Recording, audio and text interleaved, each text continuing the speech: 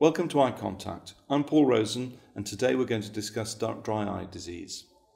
Dry eye disease is a problem for patients because of uncomfortable symptoms and diminished quality of life. It's a problem for clinicians because it's tricky to diagnose precisely and it's therefore hard to treat effectively. New point of care tests may help improve the diagnosis of everything from garden variety dry eye to Sjögren's syndrome. We'll be discussing the value of these tests with Dr. Penny Asbell, who's Director of the Cornea Service in the Refractive Surgery Centre at Mount Sinai School of Medicine, New York. Penny, welcome. Nice to be here, Paul. The first question I want to ask is, what are these point of care tests and what do they test and how good are they? How effective? You know, over the last couple of years, we keep hearing people talk about personalized care. Yep. And when we talk about dry eyes, we really don't personalize it all that much. So the point of care tests are things that we can do in the office for the most part and maybe make the diagnosis more specific. You know, when we think of something like arthritis, we don't treat everybody as physicians with the same medicines. Some have rheumatoid arthritis, some have osteo, and we need to start distinguishing groups among dry eye patients. So point of care in general are tests that you might be able to do easily in your office. They're minimally invasive, they don't hurt the patient, and maybe help us better categorize the patient and treat them more appropriately. Because typically, dry eye patients try all sorts of different treatments. They do. And it's not really targeted, but I can see that you want to try and target this with these point of care. That's the goal in all disease. Let's target the treatment. Yeah. So, for instance, one of the things that's been popular is tear osmolarity. It tests the amount of saltiness, if you will, in the tears. Takes a very small amount. If you look at the studies, it's an easy test to do. About 70% of the published studies suggest it's very helpful. About 20 some odd say maybe not, and about some are somewhere in between. So the story isn't all there, but I think if you get a high reading on that tear osmolarity, it's likely it's a patient who really does have dry eye disease and something you specifically want to address. So that's one of the tests that are easy to do and may help you focus on how you're going to treat the patient. One of the things we find with tear osmolarity actually is that we need a normal tear film. So, you know, if you took your blood pressure, well, maybe blood pressure isn't a good example, but like your hematocrit, your blood count, you expect it to be pretty much the same every day. But what we find with patients with dry eyes, their tear osmolarity goes up and down, and that's almost diagnostic of the problem.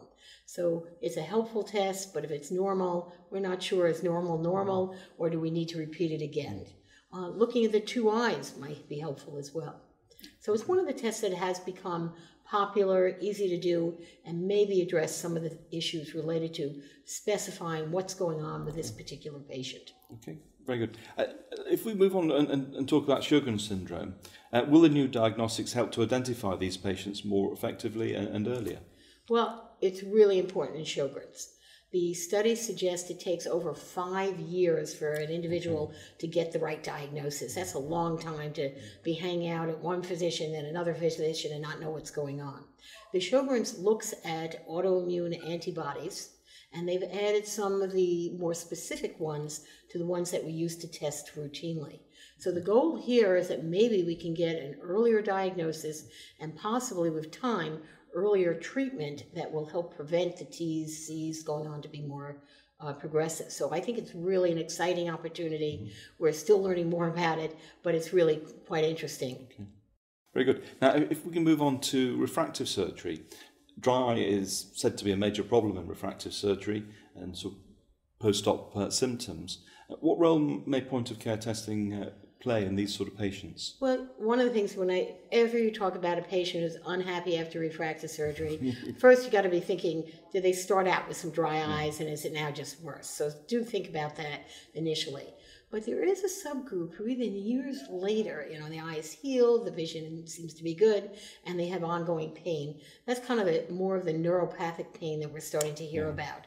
And there is a little, I wouldn't call it a point of care test, but there is a little trick, if you will, that might help you distinguish what's going on. So if you sort of ask somebody, how do you feel now? How do your eyes feel 0 to 10? With 10 being they're really uncomfortable and 0 being they're fine. And then you get them to give you a number, and then you put a drop of a topical anesthetic in, wait about 15 seconds, and reevaluate 0 to 10. If they go from 10 to 0, the chances are they have ocular surface disease, which you better address.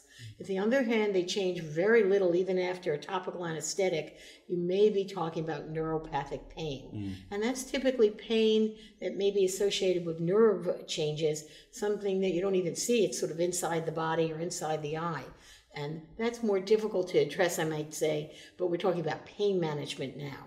Things like some off-label treatments such as Lyrica, Neuropentin, and other drugs that are being used in pain management. So it's a whole new way of thinking about eye discomfort. But we're going to have to learn more about it because it is part of the picture in dry eye disease. Okay.